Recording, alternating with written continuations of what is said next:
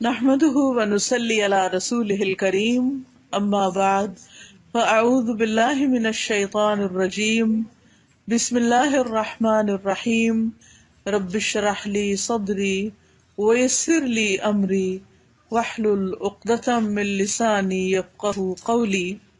آج انشاءاللہ ہم گفتگو کریں گے کامیابی کی راہ کے بارے میں کہ کامیابی کا راستہ کون سا ہے اور حقیقی کامیابی کیا ہے۔ ہر انسان جو دنیا میں آیا ہے وہ کامیاب ہونا چاہتا ہے، دنیاوی اعتبار سے بھی آخرت کے اعتبار سے بھی۔ جو لوگ ایمان رکھتے ہیں ان کے نزدیک کامیابی صرف دنیا کی کامیابی نہیں بلکہ اصل کامیابی وہ ہے جو انہیں ہمیشہ ہمیشہ کے لیے کامیاب کر دے، اور اسی کے لیے اللہ سبحانہ وتعالیٰ نے قرآن مجید میں ہم لوگوں کو جو کرائیٹیریا دیا ہے کامیابی کا وہ یہ ہے کہ کل نفس ذائقۃ الموت وانما توفون اجورکم یوم القیامۃ فمن زحزح عن النار وادخل الجنۃ فقد فاز وما الحیاۃ الدنیا الا متاع الغرور۔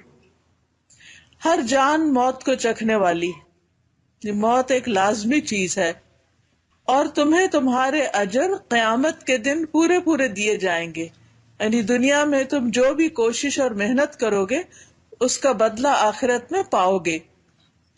پھر جو شخص آگ سے دور کر دیا گیا اور جنت میں داخل کر دیا گیا تو یقیناً وہ کامیاب ہو گیا، اور دنیا کی زندگی تو دھوکے کے سامان کے سوا کچھ بھی نہیں۔ لیکن انسان عام طور پر یہ دھوکہ کھا جاتا ہے، وہ یہاں کے چھوٹے چھوٹے نقصان اور چھوٹی چھوٹی تکلیف اور چھوٹی چھوٹی مشکل کو بہت بڑی چیز سمجھتا ہے، جبکہ دنیا میں جتنی بھی مشکلات انسان کو پیش آتی ہیں وہ کبھی ہمیشہ نہیں رہتی، ختم ہو جاتی۔ ایک دن آتا ہے کہ تکلیف چلی جاتی، کوئی بیماری ہو، کوئی مالی نقصان ہو، کوئی جانی نقصان ہو، کچھ بھی ہمیشہ کا نہیں۔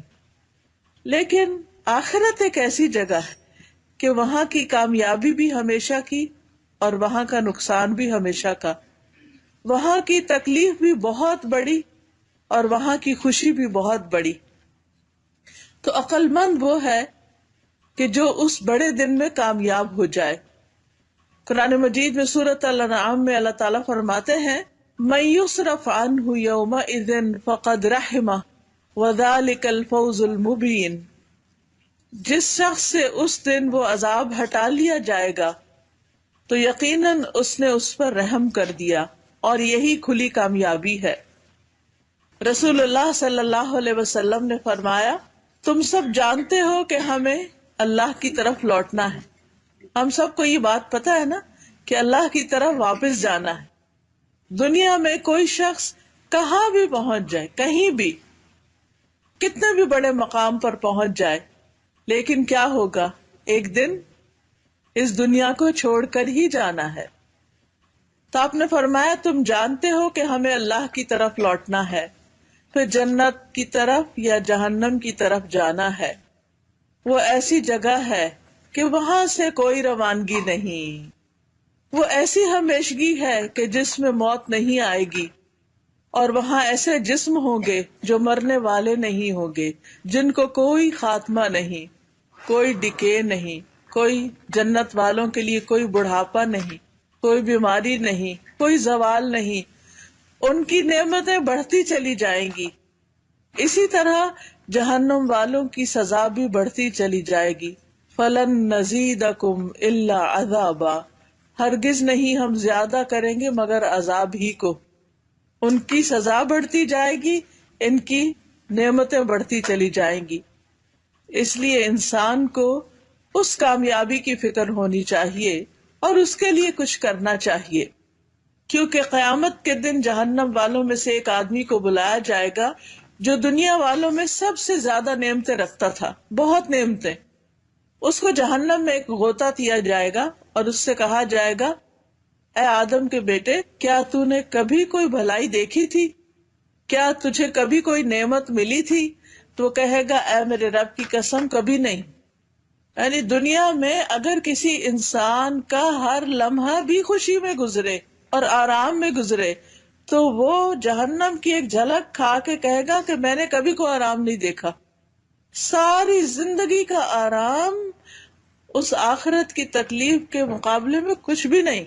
اس لیے انسان کو ہمیشہ اس کامیابی کی فکر کرنی چاہیے جو پائیدار ہے. تو اصل کامیابی کیا ہوئی؟ جنت کا مل جانا. اصل کامیابی کیا ہے؟ جنت کو حاصل کر لینا. قرآن مجید میں آتا ہے لا یستوی اصحاب النار و اصحاب الجنہ اصحاب الجنت هم الفائزون. آگ والے اور جنت والے برابر نہیں ہیں. جو جنت والے ہیں وہی اصل کامیاب ہے. اصل کامیابی ان کی ہے. نبی صلی اللہ علیہ وسلم نے فرمایا اللہ تبارک و تعالیٰ نے جنت کو پیدا کیا. اللہ سبحانہ و تعالیٰ نے جنت کو پیدا کیا اس طرح کہ ایک اینٹ سونے کی تھی، ایک اینٹ چاندی کی تھی اور اس کا گارا کستوری کا تھا. اللہ تعالیٰ نے اسے کہا کلام کرو، بات کرو، یعنی جنت کو کہا بولو. اس نے کہا قد افلح المؤمنون، یقیناً فلاح پا گئے، کامیاب ہو گئے مومن. تو کامیابی کے لیے سب سے پہلی شرط ایمان ہے. لیکن ہم سب کو یہ معلوم ہونا چاہیے کہ ایمان صرف زبانی اقرار کا نام نہیں، عمل بھی ایمان میں شامل ہے. اسی لیے ساتھ ہی فرمایا قد افلح المؤمنون الذین هم فی صلاتهم خاشعون، یقیناً کامیاب ہو گئے وہ مومن جو اپنی نمازوں میں خشوع و خضوع اختیار کرتے ہیں، پوری توجہ کے ساتھ نماز ادا کرتے ہیں، ٹھہر ٹھہر کے ادا کرتے ہیں، وقت پر ادا کرتے ہیں. نماز ان کی آنکھوں کی ٹھنڈک ہے، محبت سے ادا کرتے ہیں، نماز کا انتظار کرتے ہیں، نماز کا شوق رکھتے ہیں. نماز ان کے لیے اللہ سبحانہ وتعالیٰ سے ملاقات کا ذریعہ ہے. وہ نماز پڑھ کر خوش ہوتے ہیں اور خوشی سے نماز کی طرف جاتے ہیں، کیونکہ قیامت کے دن بھی وہی اللہ سبحانہ وتعالیٰ سے ملاقات کر کے خوش ہوں گے جو دنیا میں اللہ سے ملاقات کر کے خوش ہوتے ہیں، کیونکہ ان کے پاس اللہ سبحانہ وتعالیٰ کو دکھانے کے لیے کچھ ہوگا. جبکہ اس کے برعکس، اس کے مقابلے میں وہ لوگ جو دنیا میں اللہ سے ملاقات نہیں کرنا چاہتے، نماز نہیں پڑھنا چاہتے، قیامت کے دن خالی ہاتھ ہوں گے، کیونکہ سب سے پہلا حساب ہی نماز کا ہے. خالی ہاتھ ہوں گے، اللہ سبحانہ وتعالیٰ کے سامنے جاتے ہوئے بھی شرمائیں گے، ڈریں گے، گھبرائیں گے کہ ہم کیا منہ دکھائیں. بالکل کسی بھی ایسے انسان کی طرح کہ جو اپنی ڈیوٹی پر نہ پہنچے، اپنا کام نہ کرے، اپنی ذمہ داری نہ نبھائے تو پھر اسے سخت شرمندگی لاحق ہوتی ہے. تو اس لیے اللہ سبحانہ وتعالیٰ نے جب جنت کو کہا کہ تم بات کرو تو کہنے لگی قد افلح المؤمنون. فرشتوں نے کہا اے جنت تیرے لیے خوشخبری ہو، تو بادشاہوں کا ٹھکانہ ہے. یعنی اصل بادشاہ وہ ہے جو تیرے اندر پہنچ کر تجھ میں آ کر بادشاہ بنیں گے اور ہمیشہ ہمیشہ ان کی بادشاہی قائم رہے گی، اور وہاں جا کر ان کے سارے غم ختم ہو جائیں گے، غم بھول جائیں گے. کیونکہ دنیا میں جو شخص سب سے زیادہ تکلیف میں تھا، بہت شدید تکلیف میں، جب اسے جنت کی ایک جھلک دکھائی جائے گی، ایک نظارہ دکھایا جائے گا تو اس سے پوچھا جائے گا کیا کبھی تم نے کوئی تکلیف دیکھی؟ تو وہ کہے گا اے رب تیری ذات کی قسم، اللہ کی قسم، میں نے کبھی کوئی تکلیف نہیں دیکھی. یعنی اسے ساری تکلیفیں بھول جائیں گی. وہ کہے گا میں نے کبھی کوئی شدت اور سختی دیکھی ہی نہیں. لہٰذا آج اگر ہمیں اللہ سبحانہ وتعالیٰ کی اطاعت میں، اس کی بندگی میں، نماز میں، روزے میں، صدقہ خیرات میں، اللہ کی خاطر بندوں کی خدمت میں، بندوں کے خیر خواہی میں اگر کوئی تکلیف اٹھانی پڑے تو اسے خوشی خوشی اٹھایا کرے، کیونکہ آخرت میں جا کر تو یہ تکلیف کچھ تکلیف ہی نہیں لگے گی. اصل تکلیف تو قبر کا عذاب ہے، اصل تکلیف تو جہنم کا عذاب ہے.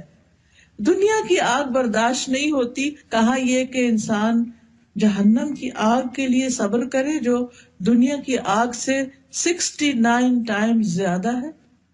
جہنم کی آگ کے 70 حصے ہیں، اس میں سے صرف ایک حصہ 1%، 1 ڈگری ہے دنیا کی آگ ہے. اتنی تیز آگ میں کون شخص صبر کر سکے گا؟ تو اس لیے اصل کامیابی اس کی ہے کہ جو جنت میں پہنچ جائے، جنت کو پالے. اور جنتی اسی لیے جب جنت میں پہنچیں گے تو کہیں گے وَقَالُوا الْحَمْدُ لِلَّهِ الَّذِي أَذْهَبَ عَنَّا الْحَزَنَ إِنَّ رَبَّنَا لَغَفُورٌ شَكُورٌ. وہ کہیں گے کہ اللہ کا شکر ہے جس نے ہم سے غم دور کر دیا، یقیناً ہمارا پروردگار بخشنے والا قدردان ہے، جس نے اپنے فضل سے ہمیں ابدی قیام گاہ میں لا اتارا، نہ جہاں ہمیں مشقت اٹھانی پڑتی ہے اور نہ تھکان لاحق ہوتی ہے. یعنی جنت ایسی جگہ ہے کہ جہاں انسان کو کسی قسم کی نہ کوئی تھکاوٹ، نہ کوئی محنت، نہ کوئی کام، کچھ بھی نہیں کرنا پڑے گا.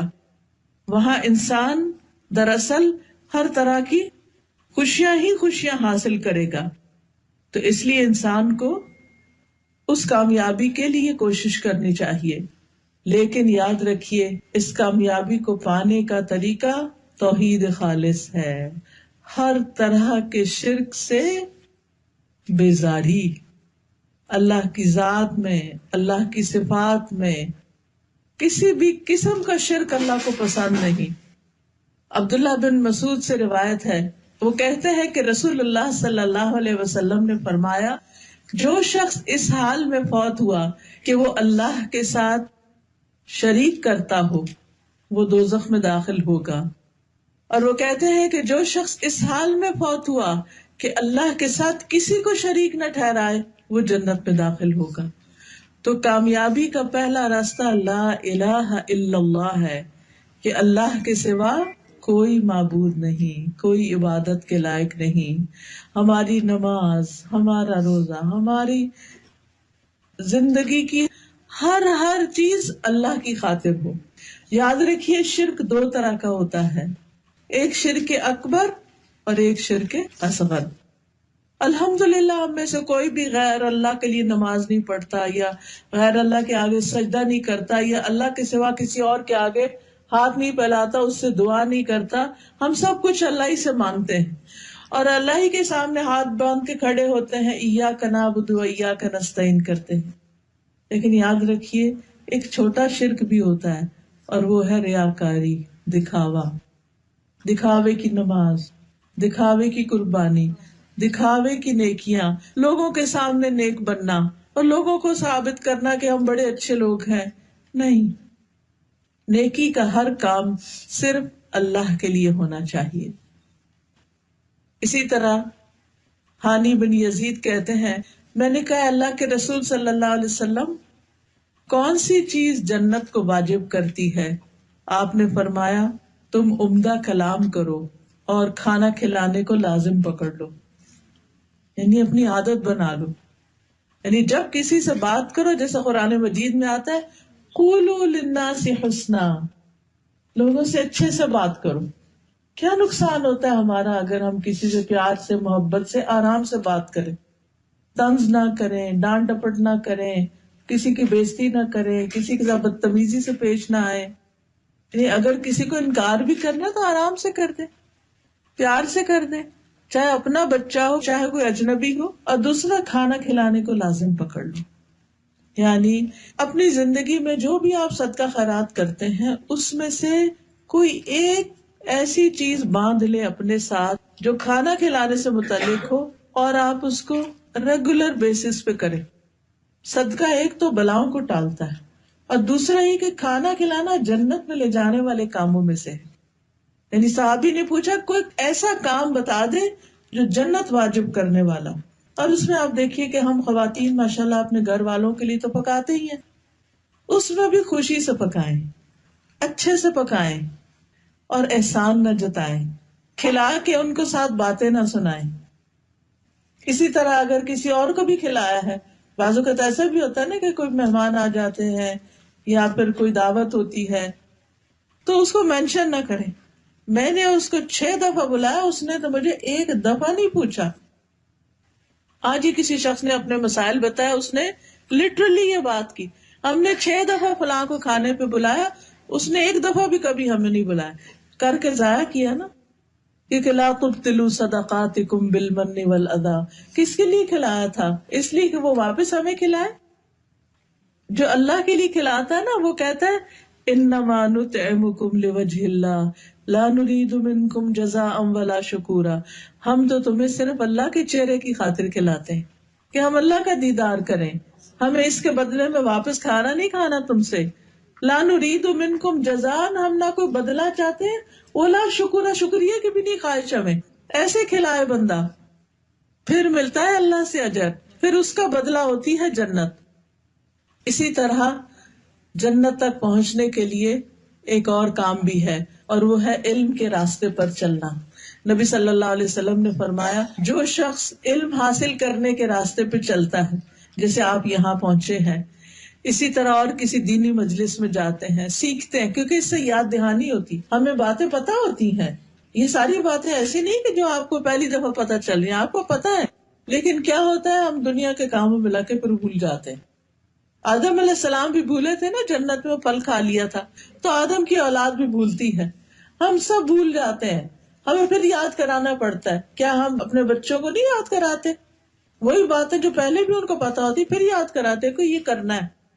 اور جو کام جتنا اہم ہوتا ہے اس کو اتنی ہی دفعہ بار بار یاد کراتے ہیں تاکہ بھول نہ جائے انسان. تو اللہ سبحانہ تعالیٰ نے بھی قرآن میں، نبی صلی اللہ علیہ وسلم نے حدیث میں ہمیں بہت سی چیزوں کو یاد کرایا ہے. لیکن اگر ہم علم کی مجلسوں میں ہی نہ جائیں تو کہاں سے یاد دہانی ہوگی؟ تو جو شخص جنت میں جانا چاہتا ہے اس کے لیے لازم ہے کہ وہ علم کا راستہ پکڑے، سیکھنے کے لیے گھر سے نکلے. جتنے قدم چل کے جائے گا اس کے لیے اتنا ہی بڑا اجر ہوگا. فرمایا جو شخص علم حاصل کرنے کے لیے گھر سے نکلتا ہے، علم کے راستے پہ چلتا ہے، اللہ اس کے لیے جنت کا راستہ آسان فرما دیتا ہے. یعنی اس کے لیے کامیابی کے راستے، کامیابی کے دروازے کھل جاتے ہیں. کیونکہ اصل کامیابی کیا ہے؟ جنت کا حصول. سورۃ الفتح میں آتا ہے لیدخل المؤمنین والمؤمنات جنات تجری من تحتها الانہار خالدین فیہا وَيُكَفِّرْ عَنْهُمْ سَيِّئَاتِهِمْ وَكَانَ ذَلِكَ عِنْدَ اللَّهِ فَوْزًا عَظِيمًا. تاکہ وہ مومن مردوں اور مومن عورتوں کو ان باغوں میں داخل کرے جن کے نیچے نہریں چلتی ہیں، ہمیشہ ان میں رہنے والے ہوں گے، اور ان سے برائیاں دور کر دے، اور یہ ہمیشہ سے اللہ کے نزدیک بہت بڑی کامیابی ہے. یعنی اللہ کے نزدیک بہت بڑی کامیابی کیا ہے؟ کہ اہل ایمان جنت میں داخل ہو جائیں. فرشتے بھی ایمان والوں کے لیے ہی دعا کرتے ہیں، کیا کہ اللہ تعالیٰ انہیں برائیوں سے بچا لے، اور جو برائیوں سے بچا لیا گیا اس پر تو نے رحمت کر دی، اور یہی بڑی کامیابی ہے. تو کامیابی کے لیے کیا ضروری ہے کہ انسان اچھے کام شروع کر دے اور برے کام چھوڑ دے. لیکن پھر اس کے لیے انسان کو یہ پتا ہو کہ کیا کیا اللہ تعالیٰ کو پسند نہیں، تاکہ ان کاموں کو انسان اپنی زندگی سے نکال دے، دور کر دے. ایسے شخص پر اللہ کی حقیقی معنوں میں رحمت ہوتی ہے. اسی طرح گناہوں سے معافی کا پھر آسان طریقہ کیا ہے؟ لوگوں سے تکلیف دور کرنا. رسول اللہ صلی اللہ علیہ وسلم نے فرمایا ایک شخص کے اگلے پچھلے گناہوں کو اس لیے معاف کر دیا گیا کہ اس نے لوگوں کے راستے سے کانٹے والی شاخ ہٹا دی تھی کہ لوگوں کو تکلیف نہ ہو. تو آپ سوچئے کہ کانٹے والی شاخ ہٹانے سے سب لوگ آسانی سے گزر جائیں گے، کسی کو کانٹا نہیں چبھے گا، کوئی گرے گا نہیں، کوئی اٹکے گا نہیں. اللہ کو یہ نیکی اور یہ عمل بہت پسند آ گیا. اللہ سبحانہ تعالیٰ نے اس کو اس کی برائیوں سے بچا لیا جس طرح اس نے لوگوں کو تکلیف سے بچایا. لیکن سوچئے وہ لوگ جو لوگوں کے راستے میں کانٹے بکھیرتے ہیں اور ان کی لیگ پولنگ کرتے ہیں اور ان کے لیے مشکلیں کھڑی کرتے ہیں، تو ہمیں ہر اس کام سے بچنا ہے کہ جس سے لوگوں کو تکلیف ہو، لوگوں کو اذیت ہو. پھر اسی طرح اصل کامیابی اللہ کی رضا بھی ہے کہ انسان اپنی زندگی میں اللہ سبحانہ و تعالیٰ کو راضی کر دے ان کاموں کو کر کے جن کا اللہ نے حکم دیا، اور ان برائیوں کو چھوڑ کر جن سے اللہ سبحانہ تعالیٰ نے بچنے کا حکم دیا. اب دیکھیے آدم علیہ السلام کو جب جنت میں لے جایا گیا امتحان کے لیے تو اللہ تعالیٰ نے ایک حکم دیا تھا اور ایک چیز سے روکا تھا. حکم کیا تھا کہ جنت میں جہاں سے جو جی چاہے با فراغت کھاؤ، کھلا کھاؤ، بس ایک درخت کے پاس نہیں جانا. ایک چیز سے روک دیا، کھانے کا حکم دیا اور منع کیا ایک درخت کے پاس جانے سے. اب انہوں نے کیا کیا؟ شیطان کے پھیر میں آگے وسوسہ اس نے ڈالا اور ان کو بھلا دیا اور وہ اسی درخت کا پھل کھا بیٹھے. تو اللہ سبحانہ تعالیٰ ناراض ہو گئے، جنت کا لباس واپس لے لیا گیا. دنیا میں ہم سب کو اللہ تعالیٰ نے کچھ کام کرنے کے لیے کہا ہے اور کچھ چیزوں سے بچنے کے لیے کہا ہے. ہم سب کو پتا ہے اللہ تعالیٰ نے ہم پر حرام کیا ہے ماں باپ کی نافرمانی، حقوق الامہات، رشوت کھانا، سود کھانا. اللہ نے حرام کیا جھوٹ کو، غیبت کو، چغلی کو. اللہ نے حرام کیا ہمارے لیے دوسروں کو دھوکہ دینا، خیانت کرنا، دوسروں کو اذیت دینا، جادو کرنا. پھر اسی طرح کسی پر ناروا تہمت لگانا، یعنی پاک دامن عورت پر تہمت لگانا. اسی طرح کبیرہ گناہوں کی اور بھی ایک لمبی لسٹ ہے. تو ہمیں ان سب چیزوں کا پتہ ہونا چاہیے کہ کن کن چیزوں سے اللہ سبحانہ تعالیٰ نے ہمیں منع کیا ہے تاکہ ہم ان چیزوں کے پاس بھی نہ جائیں. مثلاً اللہ سبحانہ تعالیٰ نے زنا کو حرام قرار دیا. قرآن مجید میں آتا ہے لا تقربوا الزنا، زنا کے قریب بھی نہ پھٹکو، کوئی ایسا کام بھی نہ کرو، کسی ایسے رستے پر بھی نہ چلو کہ جو تمہیں ادھر لے جاتا ہو. وہ کرنا تو دور کی بات، اس کے پاس بھی نہ جاؤ. اسی طرح شراب کو حرام قرار دیا اور بے حیائی کو حرام قرار دیا. تو ان کاموں سے رکنا، ان چیزوں سے بچنا نہایت ضروری ہے تاکہ اللہ راضی ہو جائے. کیونکہ جب بندہ اللہ کو راضی کرتا نا تو اللہ سبحانہ و تعالیٰ اس کی طرف متوجہ ہوتا ہے. جب بندہ اللہ کو ناراض کرتا ہے اللہ تعالیٰ اس سے منہ پھیر لیتا ہے، اللہ تعالیٰ ناراض ہو جاتا ہے. اسی طرح سوچ سمجھ کے بولنا یہ بھی بڑا ضروری ہے اللہ تعالیٰ کو راضی کرنے کے لیے. حدیث میں آتا ہے کوئی شخص اللہ کو راضی کرنے والی ایک بات کرتا ہے اور وہ نہیں سمجھتا کہ اس کا اثر وہاں تک ہوگا جہاں تک وہ ہو جاتا ہے. اس کی وجہ سے اللہ عز و جل اس کے لیے قیامت تک اپنی خوشنودی لکھ دیتا ہے کہ میں اس بندے سے راضی ہو گیا. اور ایک آدمی اللہ کی ناراضی والی ایسی بات کرتا ہے اور وہ نہیں سمجھتا کہ اس کا اثر وہاں تک ہوگا جہاں تک ہو جاتا ہے. اس کی وجہ سے اللہ تعالیٰ اس کے لیے اپنی ناراضگی اس دن تک کے لیے لکھ دیتا ہے جس دن اس سے ملاقات ہوگی. یعنی قیامت تک اللہ تعالیٰ اس بندے سے ناراض رہے گا. تو علقمہ کہتے ہیں اس لیے دیکھ لیا کرو کہ تم کیا کہہ رہے ہو.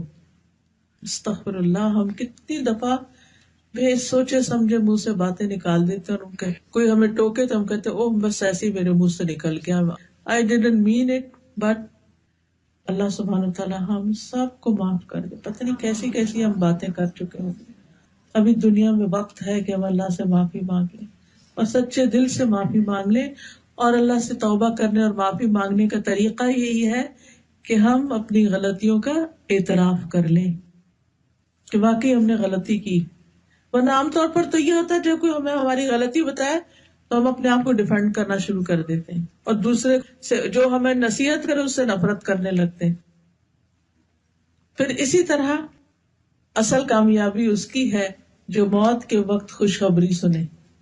یا ایتھا النفس المطمئنہ ارجعی الی ربک راضیۃ مرضیہ، اے نفس مطمئنہ اپنے پروردگار کی طرف لوٹ چلو، تو اس سے راضی وہ تجھ سے راضی. یہ خبر جب انسان موت کے وقت سنے گا تو بس وہ ہے اصل میں پار لگ گیا، وہ ہے کامیاب. لیکن اس کے لیے ہمیں ایسے کاموں سے بچنا جو ضمیر پہ بوجھ بن جائیں.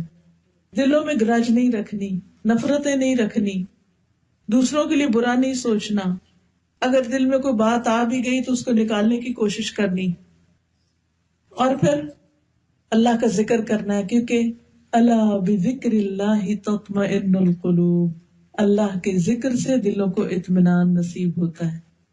اب جب دلوں کو اطمینان ہوتا ہے تو پھر انسان کی موت جب آئے گی تو اسی حال میں آئے گی کہ اس کو پکارا جائے گا، اے نفس مطمئنہ.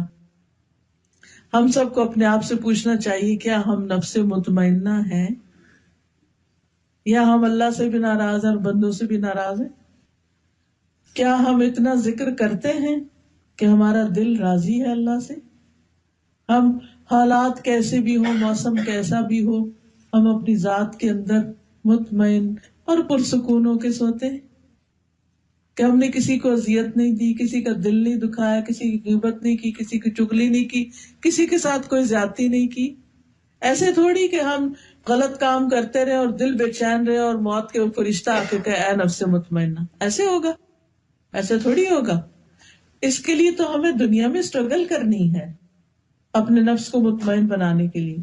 اس کے لیے پھر وہی بات کہ سب سے پہلے ہر کام اللہ کے لیے، پھر اپنی نمازوں کو اچھے سے ادا کرنا، کیونکہ نماز جو ہے اللہ کا بہت بڑا ذکر ہے. وَلَذِكْرُ اللَّهِ أَكْبَرُ.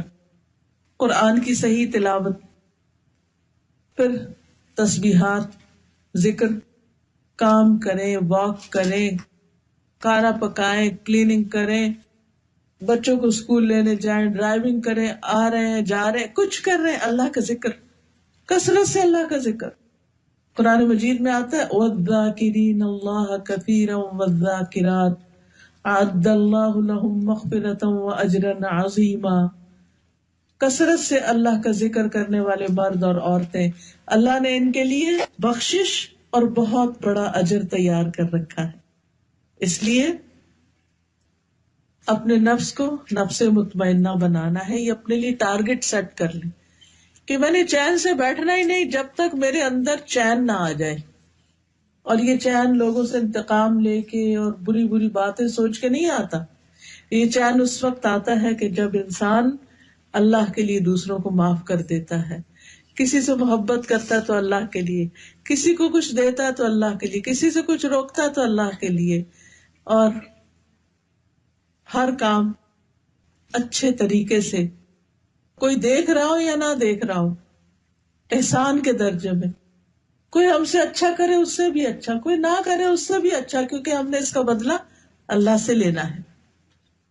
حدیث میں آتا ہے بندہ مومن جب دنیا سے رخصتی اور سفر آخرت پہ جانے کے قریب ہوتا ہے، نہیں وہ موت کا وقت آ جاتا ہے، تو اس کی طرف آسمان سے روشن چہروں والے فرشتے آتے ہیں، گویا ان کے چہرے سورج کی طرح. ان کے پاس جنت کا کفن اور جنت کی خوشبو ہوتی ہے. تا حد نگاہ بیٹھ جاتے ہیں. پھر ملک الموت آتے ہیں، آ کے سرہانے بیٹھ جاتے ہیں اور کہتے ہیں اے پاکیزہ نفس. دیکھیے کس طرح بلاتے ہیں، اے پاکیزہ نفس، اللہ کی مغفرت اور خوشنودی کی طرف چلو. چنانچہ اس کی روح اس طرح بہہ کے نکل جاتی جیسے مشکیزے کے منہ سے پانی کا قطرہ نکل جاتا ہے. ملک الموت اسے پکڑ لیتے ہیں اور دوسرے فرشتے پلک جھپکنے سے پہلے اس کی روح کو ملک الموت کے ہاتھ سے لے کر جو کفن جنت سے لائے ہوتے ہیں خوشبو والا، اس میں لپیٹ کر اس کو لے جاتے ہیں. اور اس کے جسم سے ایسی خوشبو آتی ہے جیسے مسک کا ایک خوشگوار جھونکا جو زمین پہ محسوس ہو سکے. پھر فرشتے اس کی روح لے کر اوپر چڑھ جاتے ہیں. آپ نے دیکھا ہوگا کہ بعض لوگ جب فوت ہوتے ہیں نا تو ایسی خوشبو سی پھیل جاتی ہے، لیکن یہ کس کو نصیب ہوتی ہے؟ پاکیزہ نفس. اللہ کی عبادت جب انسان کرتا ہے تو گناہوں کا بوجھ ہٹتا ہے، پاکیزگی حاصل ہوتی ہے. جب اللہ کا ذکر کرتا ہے، وضو کرتا ہے، طہارت کا اہتمام کرتا ہے، پاکیزگی کا خیال کرتا ہے، تو یہ سب کچھ نصیب ہوتا ہے. پھر اسی طرح کامیابی کیا ہے؟ اللہ کی رحمت کا ملنا.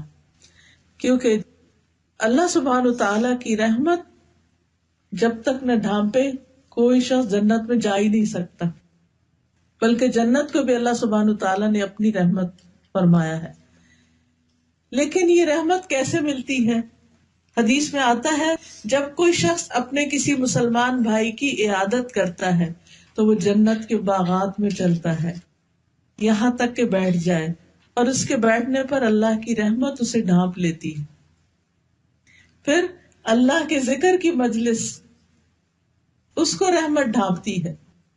صحیح مسلم کی روایت ہے، رسول اللہ صلی اللہ علیہ وسلم نے فرمایا جو لوگ اللہ عز و جل کے ذکر کے لیے بیٹھے ہوتے ہیں فرشتے انہیں گھیر لیتے ہیں اور رحمت انہیں ڈھانپ لیتی ہے، سکینت ان پہ نازل ہوتی ہے اور اللہ ان کا ذکر اپنے پاس موجود فرشتوں میں کرتے ہیں.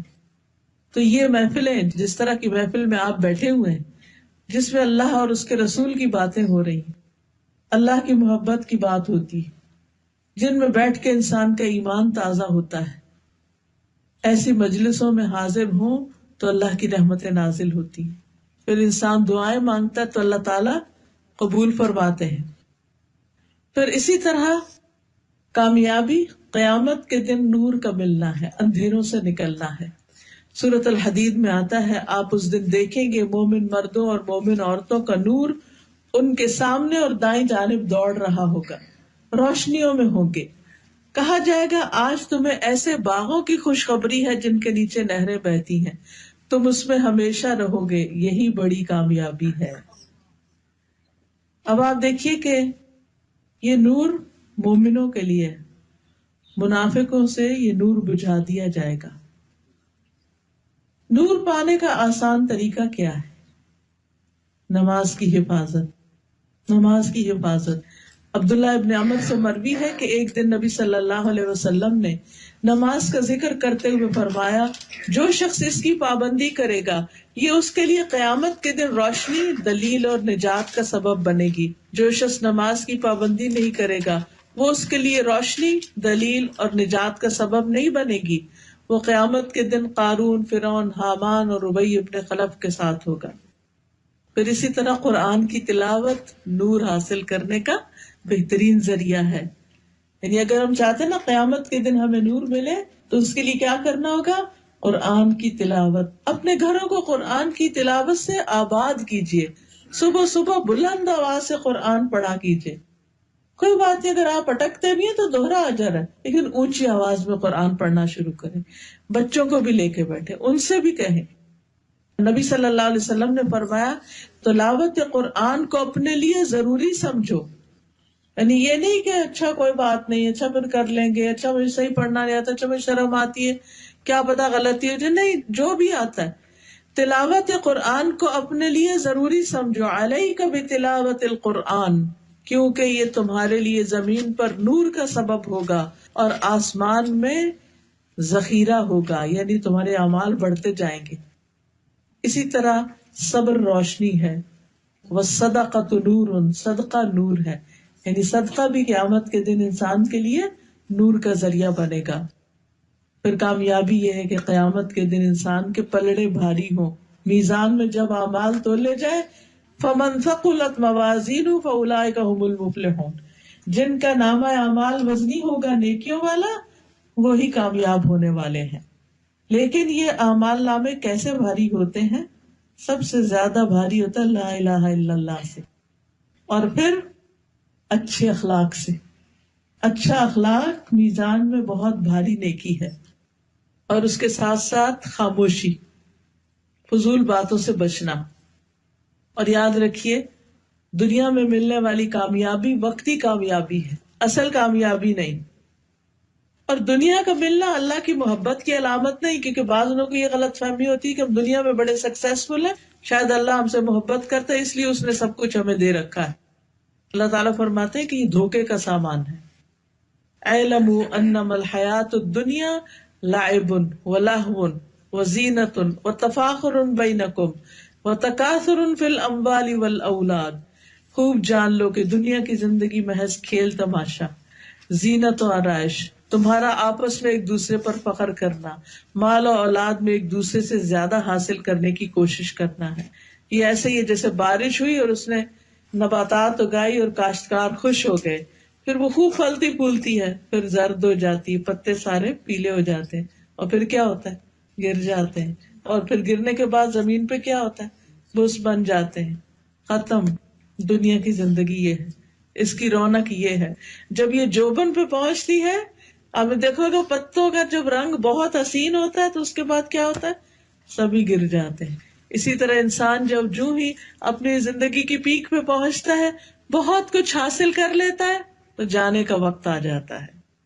اچھا گھر مل گیا، اچھا فرنیچر، اچھا سب کچھ، اور اب خود جانے کی تیاری ہے. بیماریاں ہیں، کچھ بھی انجوائے کر نہیں پاتا. تو اس لیے دنیا کی زندگی تو دھوکے کا سامان ہے. یہاں کی کامیابی اور بڑے گھروں کو کامیابی نہ سمجھو، اصل کامیابی جنت کا ملنا ہے. اور جو لوگ اللہ سے دور ہوں، اللہ کا ذکر نہ کریں، نماز نہ پڑھیں، اگر وہ ان سب چیزوں کے باوجود دنیا ان کو بہت مل رہی ہے تو ایک دھوکہ ہے ان کا کہ وہ کامیاب ہے. دنیا کی ہرس جتنی بڑھتی جاتی ہے، اللہ سے دوری میں اضافہ ہوتا چلا جاتا ہے. دنیا میں جو کچھ حاصل ہوتا جاتا ہے، اللہ کے ہاں درجے کم ہوتے جاتے ہیں. پھر اسی طرح انسان کے لیے تھوڑی دنیا بھی بہت کافی ہے اگر وہ اپنے باقی وقت کو اللہ کی عبادت کے لیے استعمال کر لے. کیونکہ آپ نے دیکھا ہوگا جتنا ہم سامان گھروں میں زیادہ جمع کرتے ہیں اتنے ہی ہمارے کام بڑھ جاتے ہیں. جتنے برتنوں کی قسمیں زیادہ اتنا ہی ان کو سنبھالنے کا کام زیادہ، جتنے ڈریسز زیادہ اتنا ہی ان کو سنبھالنے کا کام زیادہ. اسی طرح باقی چیزیں بھی جب مختصر ہوتی ہیں چیزیں تو وقت زیادہ نکل آتا ہے. کس کے لیے؟ اللہ کی عبادت کے لیے بھی اور بندوں کی خدمت کے لیے بھی. حدیث میں آتا ہے جب اللہ تعالیٰ کسی بندے سے محبت کرتے ہیں تو اسے دنیا سے اس طرح روکتے ہیں جس طرح تم میں سے کوئی اپنے مریض کو پانی سے روکتا ہے. یعنی جب پیٹ کی بیماری ہو جاتی ہے نا، پانی بھر جاتا ہے پیٹ میں، تو اس کو پانی نہیں پینے دیا جاتا. تو بعض اوقات اللہ سبحانہ تعالیٰ کچھ بندوں کو ایسی بیماریوں میں مبتلا کر دیتا ہے کہ وہ بہت کچھ کھا ہی نہیں سکتے، اس سے بھی الرجی، اس سے بھی، اس سے بھی، اس سے بھی. تو اللہ تعالیٰ نے روک دی اسے دنیا. لیکن اس سے کیا حاصل ہو جاتا ہے؟ اگر وہ بندہ صبر کرتا ہے اللہ کی رضا حاصل ہوتی ہے. لیکن جو شخص نافرمانیوں کے باوجود سب کچھ پاتا چلا جاتا ہے تو یہ دراصل اللہ کی طرف سے استدراج ہوتا ہے کہ پھر آہستہ آہستہ آہستہ ایک دم پکڑتا ہے اس کو. تو گویا میں اب خلاصہ کروں کہ اگر ہم چاہتے ہیں کامیاب ہو تو کیا کریں؟ سب سے پہلے اللہ پر ایمان. الا ان اولیاء اللہ لا خوف علیہم ولا هم يحزنون الذين آمنوا وكانوا يتقون لهم البشرى في الحياة الدنيا وفي الآخرة لا تبديل لكلمات الله ذلك هو الفوز العظيم. بے شک اللہ کے دوست، ان کے اوپر نہ کوئی خوف نہ کوئی غم، وہ جو ایمان لائے اور وہ تقوی اختیار کرتے تھے، ان کے لیے دنیا میں بھی خوشخبری ہے اور آخرت میں بھی. اللہ کی باتوں میں کوئی تبدیلی نہیں، یہ بہت بڑی کامیابی ہے. پھر اسی طرح اللہ کا تقوی اختیار کرنا. کامیابی کے لیے کیا کرنا؟ اللہ کا تقوی. اللہ کا تقوی کا مطلب کیا ہے؟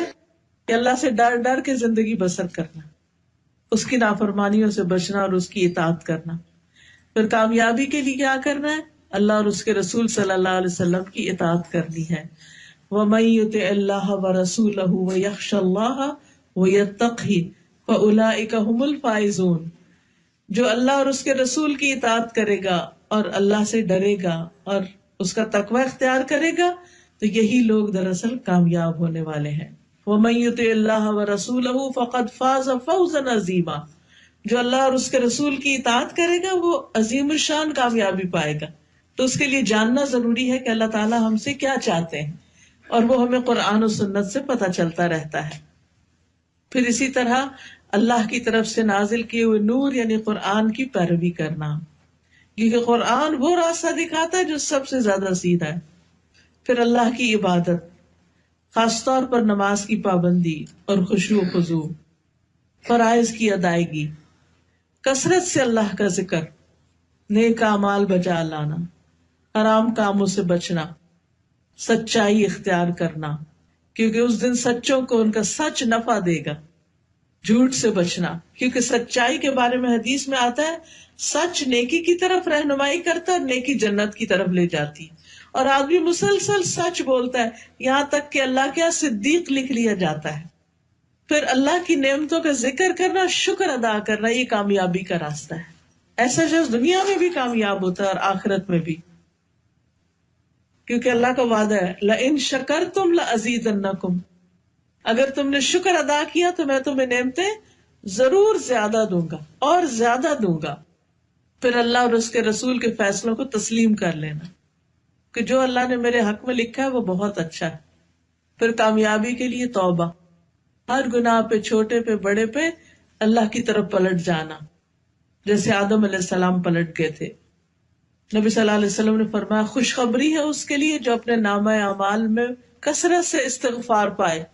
کچھ لوگوں کی عادت ہوتی ہے نا کہ ہر چھوٹی بڑی بات پر بندوں سے سوری کر لیتے ہیں. اسی طرح کچھ لوگوں کی عادت ہوتی ہے وہ ہر چھوٹی بڑی غلطی پر اللہ سے توبہ کرتے ہیں، اللہ تو مجھے معاف کر دے. نبی صلی اللہ علیہ وسلم دن میں 70 سے 100 بار استغفار کرتے، تو ہمیں تو اس سے زیادہ ہی کرنے کی ضرورت ہے. پھر اپنے نفس کا تزکیہ کرنا، قد افلح من زکاہا، کامیاب ہو گیا وہ جس نے اپنے نفس کو پاک کر لیا. پھر اللہ کے راستے میں جد و جہد کرنا، دین کی خدمت کرنا، دین پھیلانے کے لیے کوشش اور محنت کرنا. کیونکہ جو شخص خود اللہ پر ایمان اور عمل صالح کا لطف اٹھا لیتا ہے پھر اس کو شوق لگ جاتا ہے کہ باقی سب بھی یہ اچھے اچھے کام کریں. پھر جان اور مال اللہ کے راستے میں لگانا، اپنا وقت بھی لگانا اور اس کے ساتھ ساتھ مال بھی خرچ کرنا اللہ کے راستے میں. پھر اسی طرح رشتہ دار، مسکین اور مسافر پر خرچ کرنا، دل کی تنگی سے بچنا، دوسروں کو اپنے اوپر ترجیح دینا، خود تکلیف اٹھا کر ان کے لیے آسانی پیدا کرنا، ایمان والوں کی صحبت اختیار کرنا، ایمان والوں سے دوستی کرنا. کیونکہ نیک لوگوں کی مجلس میں انسان کو نیکیوں کا شوق پیدا ہو جاتا ہے، اور غافل لوگوں کے بیچ میں انسان بیٹھے تو پھر نیکیوں کا شوق نہیں ہوتا. نبی صلی اللہ علیہ وسلم نے فرمایا مومن کے سوا کسی کی صحبت اختیار نہ کرو، تمہارا کھانا سوائے متقی کے کوئی نہ کھائے. یعنی کہ اچھے ماحول اور اچھی کمپنی میں رہنے کی کوشش کرو. اسی لیے نیک عورت سے شادی کرنے کا بھی حکم ہے تاکہ گھر کا ماحول اچھا ہو. پھر امر بالمعروف اور نہی عن المنکر کرنا، مشکلات پر صبر کرنا، کیونکہ صبر کا اجر بے حساب ہے. قناعت اختیار کرنا، یعنی جو ملا ہے اس پہ راضی رہنا. تواضع اختیار کرنا، ہمبل ہونا. اللہ تعالیٰ فرماتے ہیں یہ آخرت کا گھر ہم ان لوگوں کے لیے مخصوص کرتے ہیں جو دنیا میں بڑائی یا فساد نہیں چاہتے. دنیا میں وہ کچھ تکبر اور غرور اور اپنے آپ کو بڑی چیز نہیں سمجھتے، ہمبل ہیں، متواضع ہیں. اسی طرح کامیابی کے راستے میں کچھ رکاوٹیں بھی ہوتی ہیں جن میں سب سے بڑا کفر اور شرک ہے. آخرت پر ایمان نہ ہونا، آخرت سے غافل ہونا، اللہ سے ملاقات کو بھلا دینا، کنارے پہ رہ کے عبادت کرنا. اگر مطلب پورا ہو رہا ہے تو اللہ کی عبادت کرنا، اگر کوئی کام نہیں ہوا تو نماز وغیرہ بھی چھوڑ دینا، بس مجبوری کے مارے کچھ کام کر لینا، دل سے نہ کرنا عبادت. پھر اللہ اور اس کے رسول کی نافرمانی کرنا، اللہ کے راستے سے روکنا. کوئی نیکی کا کام کر رہا ہے تو اس کے راہ میں روڑے اٹکانا، شیطان سے دوستی کرنا، حلال و حرام میں خود سے باتیں گڑ لینا، دوسروں پہ ظلم کرنا، تکبر کرنا، ریاکاری اور دکھاوا کرنا. تو اللہ تعالیٰ سے دعا ہے کہ اللہ تعالیٰ ہمیں ان ساری چیزوں سے محفوظ رکھے. وآخر دعوانا ان الحمد للہ رب العالمین. مختصر ہی دعا کر لیتے ہیں تاکہ اللہ تعالیٰ ہم سب کو اس پر عمل کی توفیق عطا فرمائے. سبحان اللہ والحمد للہ ولا الہ الا اللہ واللہ اکبر ولا حول ولا قوة الا باللہ العلی العظیم. اللہم صل علی محمد وعلی آل محمد کما صلیت علی ابراہیم وعلی آل ابراہیم انک حمید مجید. اللہم بارک علی محمد وعلی آل محمد کما بارکت علی ابراہیم وعلی آل ابراہیم انک حمید مجید. ربنا آتنا فی الدنیا حسنۃ وفی الآخرۃ حسنۃ وقنا عذاب النار. اے ہمارے رب ہمیں دنیا میں بھلائی اور آخرت میں بھی بھلائی عطا فرما اور ہمیں آگ کے عذاب سے بچا. اللہم اصلح لی دینی الذی هو عصمت امری واصلح لی دنیای التی فیہا معاشی واصلح لی آخرتی التی فیہا معادی واجعل الحیاۃ زیادۃ لی فی کل خیر واجعل الموت راحۃ لی من کل شر. اے اللہ میرے دین کو درست کر دے جو میرے معاملات کا محافظ ہے، میری دنیا کو درست کر دے جس میں میرا معاش ہے، میری آخرت کو درست کر دے جس میں مجھے واپس لوٹنا ہے، میری زندگی کو ہر بھلائی میں میرے لیے زیادتی کا ذریعہ بنا دے اور موت کو میرے لیے ہر شر سے راحت کا ذریعہ بنا دے۔ یا رب العالمین ہمیں دنیا اور آخرت کی رسوائیوں سے بچا لینا۔ اللہ ہمارے سارے معاملات میں ہمارا انجام اچھا کر دے، آخرت کے عذاب سے بچانا اور دنیا کے فتنوں سے محفوظ رکھنا۔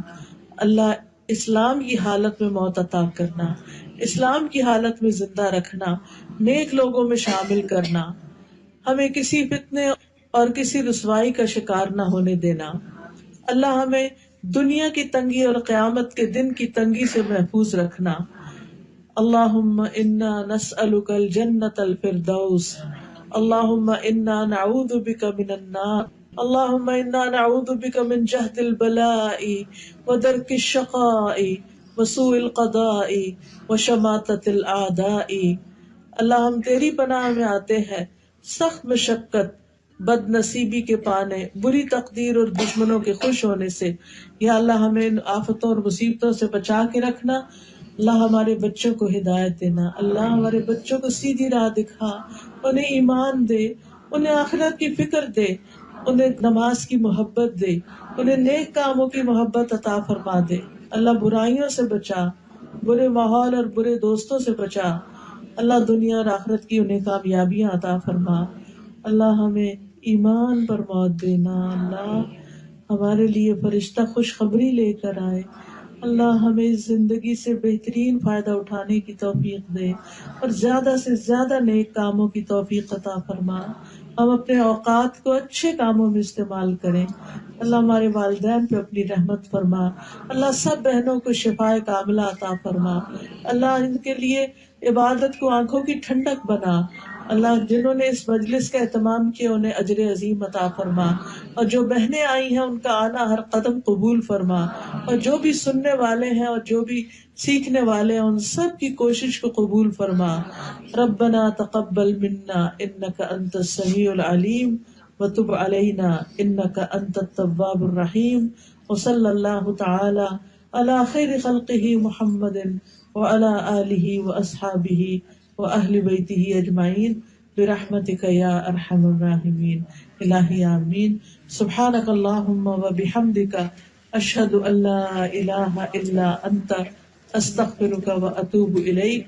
السلام علیکم ورحمۃ اللہ وبرکاتہ۔